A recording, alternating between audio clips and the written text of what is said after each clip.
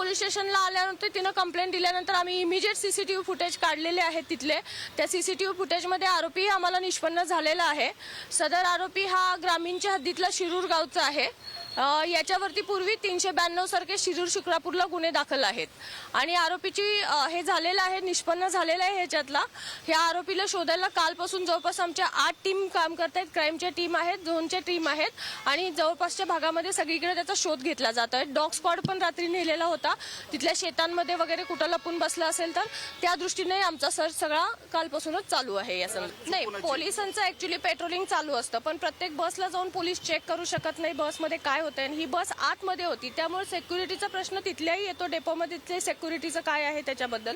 दुसरी गोष्ट असं आहे की ही गोष्ट झाल्यानंतर मुलगी बसमध्ये बसून निघून गेलेली आहे.